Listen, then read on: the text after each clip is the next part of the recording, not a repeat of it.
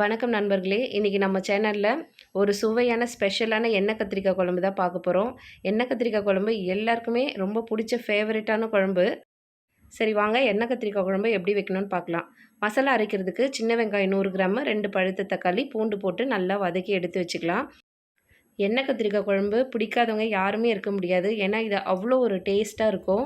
So கத்திரிக்காவை வந்து இந்த மாதிரி கட் பண்ணி எடுத்து வச்சுக்கோங்க. காம்பு இருக்கிற சைடில் கட் பண்ணிங்க அப்படின்னா பிரிஞ்சு பிரிஞ்சு வந்துடும். ஸோ ஃப்ரண்ட்டில் வந்து இந்த மாதிரி 2 பக்கமும் க்ராஸாக கட் பண்ணி எடுத்து வச்சுக்கோங்க. இந்த மாதிரி கட் பண்ணி எடுத்து வச்சோம் அப்படின்னா மசாலாவை அது உள்ளே ஸ்டஃப் பண்ணி வைக்கிறதுக்கு ஈஸியாக இருக்கும். கத்திரிக்காய் நான் ஒரு 1/4 கிலோ எடுத்திருக்கேன். அதுக்கு வந்து ஒரு பெரிய நெல்லிக்காய் சைஸ் அளவுக்கு புளி எடுத்திருக்கேன். வீட்டு மிளகாய் தூள் வந்து 1 ஸ்பூன் ஆட் பண்ணிக்கலாம். அதுக்கப்புறம் மஞ்சள் தூள் வந்து ஒரு 1/2 ஸ்பூன் ஆட் பண்ணிக்கிறேன். மசாலா எல்லாமே நல்லா ஆற வச்சுட்டு மிக்சியில் போட்டு கிரைண்ட் பண்ணி எடுத்துக்கலாம். இது கூடவே ஒரு 1/4 மூடி அளவுக்கு தேங்காவை எடுத்து துருவி சேர்த்துக்கிறேன். ஸோ நல்லா திக்னஸாக இருக்கும். எண்ணெய் கத்திரிக்காய் குழம்புக்கு தேங்காவும் ஆட் பண்ணிக்கோங்க. அந்த டேஸ்ட்டு வந்து இன்னும் நல்லாயிருக்கும். ஸோ எல்லாமே வந்து மிக்சி ஜாரில் எல்லாத்தையும் ஆட் பண்ணி கிரைண்ட் பண்ணி எடுத்து வச்சுக்கலாம். மசாலா எல்லாமே அரைச்சி எடுத்ததுக்கப்புறம் ஒரு கத்திரிக்காவை எடுத்து அதை நல்லா ஓப்பன் பண்ணி அது உள்ளே வந்து மசாலாவை அப்படியே ஸ்டஃப் பண்ணி எடுத்து வச்சுக்கலாம்.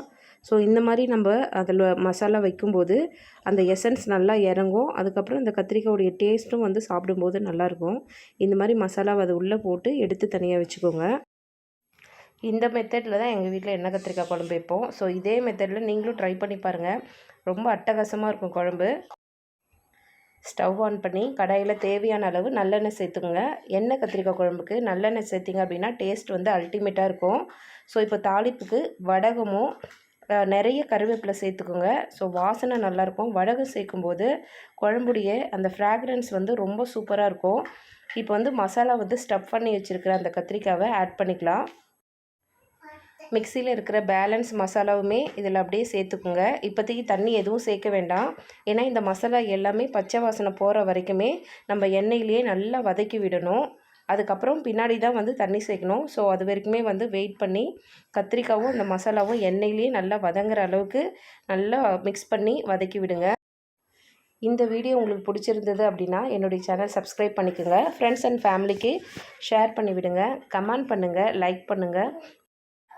என்னுடைய சேனலில் வர எல்லா ஷார்ட்ஸ்லையுமே வந்து வெஜிடபிள்ஸ்க்கான எல்லா நன்மைகளையும் அந்த வெஜிடபிள்ஸில் என்னென்ன சத்து இருக்குது அப்படின்றத நான் எக்ஸ்பிளைன் பண்ணி வீடியோவும் போட்டிருக்கேன், ஷார்ட்ஸும் போட்டிருக்கேன். ஸோ என்னுடைய சேனலில் இருக்கிற வீடியோஸு ஷார்ட்ஸ் எல்லாமே பாருங்கள்.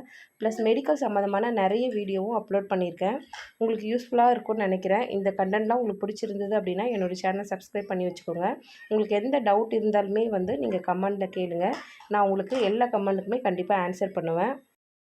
எண்ணெய் கத்திரிக்காய் குழம்புல ரொம்ப இம்பார்ட்டண்ட்டே வந்து இந்த கத்திரிக்காயை எந்த அளவுக்கு நம்ம நல்லா வதக்குறோமோ ஸோ அந்தளவுக்கு அதோடைய டேஸ்ட் வந்து இன்க்ரீஸ் ஆகும்.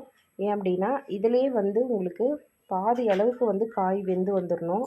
ஸோ அந்தளவுக்கு நீங்கள் எண்ணெயிலேயே நல்லா வதக்கி விடணும்.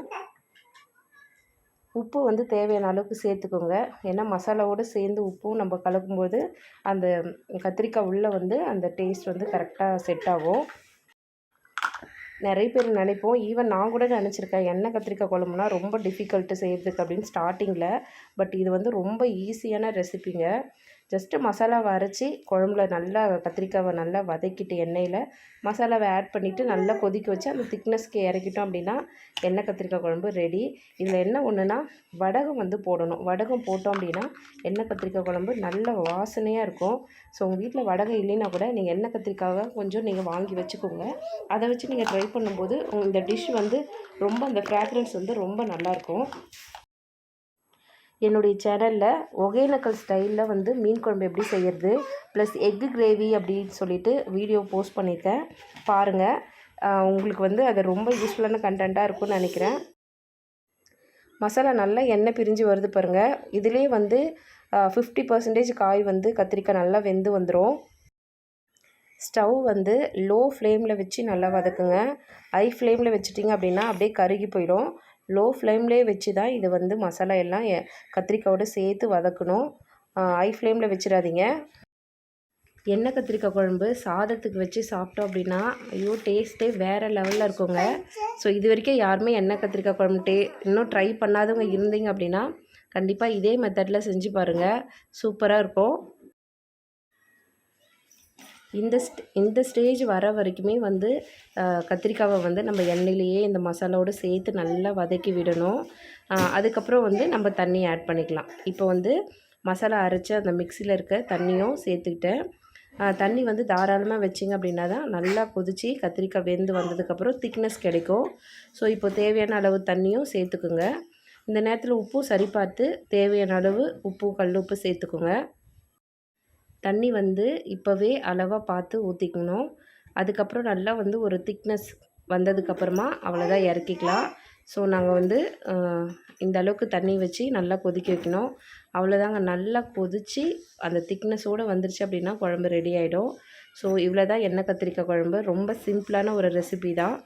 வீட்டில் எல்லாருமே வந்து ட்ரை பண்ணி சாப்பிடுங்க.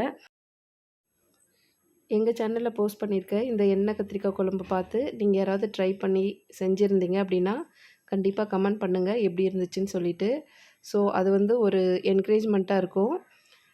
இதே மெத்தடில் ட்ரை பண்ணுங்கள். ரொம்ப சிம்பிளான ரெசிபி தான். ஸோ புரிகிற மாதிரி தான் நான் எடுத்திருக்கிறேன். இதே மாதிரி ட்ரை பண்ணி பார்த்துட்டு கண்டிப்பாக நீங்களும் கமெண்ட் பண்ணுங்கள். ஸோ வந்து அடுத்த வீடியோ போடும்போது யூஸ்ஃபுல்லாக இருக்கும். இங்கே பாருங்கள், நல்லா வந்து நொர கட்டி நல்லா கொதிக்க வருது. ஸோ வந்து அது நல்லா கொதித்து வர வரைக்குமே நம்ம வெயிட் பண்ணணும். ஸோ நான் வந்து வீடியோ வந்து நான் நிறைய எதுவுமே கட் பண்ணல. மேக்ஸிமம் அப்படியே தான் போஸ்ட் பண்ணுறேன். ஏன் அப்படின்னா ஒரு சிலர் வந்து ஃபர்ஸ்ட் டைமாக ட்ரை பண்ணுவீங்க. எண்ணெய் கத்திரிக்காய் குழம்பு எப்படி செய்யணும்னு தெரியாமல் வீடியோ பார்ப்பீங்க. ஸோ அவங்களுக்காக வந்து வீடியோ வந்து நான் கட் பண்ணாமல் அப்படியே மேக்ஸிமம் எடுத்திருக்கேன். நம்மளுக்கு தண்ணி எந்தளவுக்கு ஊற்றிருக்குமோ அது நல்லா ஓரளவுக்கு சுண்டி வர வரைக்குமே கொதிக்க விடணும். அந்த திக்னஸ் வரணுங்க. ஸோ அதனால் வந்து ப்ளஸ் வந்து கத்திரிக்காயும் நல்லா வெந்து வரணும். நல்லா வெந்துருச்சு அப்படின்னா அப்படியே வாயில் வைக்கும்போதே கரைஞ்சிரும் கத்திரிக்காய். ஸோ அதே மாதிரி நீங்களும் ட்ரை பண்ணுங்கள். நல்லா கொதிக்க வச்சு இதோ பாருங்கள், இந்த அளவுக்கு வந்து அந்த கிரேவி கன்சிஸ்டன்சி வரணும். அவ்வளோதான், எண்ணெய் கத்திரிக்காய் குழம்பு ரெடி ஆகிடுச்சு. நல்லா கொதித்து வந்தாலே போதும். ஸோ எண்ணெய் கத்திரிக்காய் குழம்ப இன்னொரு பவுலில் வந்து ட்ரான்ஸ்ஃபர் பண்ணிக்கலாம். அவ்வளோதாங்க, நல்ல திக்னஸாக வந்துருச்சு குழம்பு. இதே ஸ்டைல் மெத்தடில் நீங்கள் வந்து நீங்கள் ட்ரை பண்ணுங்கள். கண்டிப்பாக வந்து டேஸ்ட்டெல்லாம் வந்து அல்டிமேட்டாக இருக்கும். குழம்பு எவ்வளோ நேரம் கொதிச்சுமே கத்திரிக்காய் வந்து தனியாக பிரிஞ்சு போகல. ஏன் அப்படின்னா அது ஃப்ரண்ட்டில் வந்து கட் பண்ணிக்கணும். பேக் சைடில் கட் பண்ணிங்கன்னா துண்டு துண்டாக தனியாக போயிடும். இங்கே பாருங்கள், அப்படியே முழு கத்திரிக்காய் இருக்குது. ஸோ இப்படி சர்வ் பண்ணும்போது இன்னும் அப்படியே வந்து கத்திரிக்காய் குழம்பு அந்த அந்த ஃப்ளேவர் வந்து இன்னும் நல்லாயிருக்கும். இவ்வளோ நேரம் தொடர்ந்து வீடியோ பார்த்த எல்லாருக்குமே தேங்க்ஸ். இன்னொரு ஸ்பெஷலான ஒரு சமையல் வீடியோவில் எல்லாருமே பார்க்கலாம். ஸோ தேங்க்யூ ஃபார் வாட்சிங். சேனல் வந்து சப்ஸ்கிரைப் பண்ணி வச்சுக்கோங்க. தேங்க்யூ.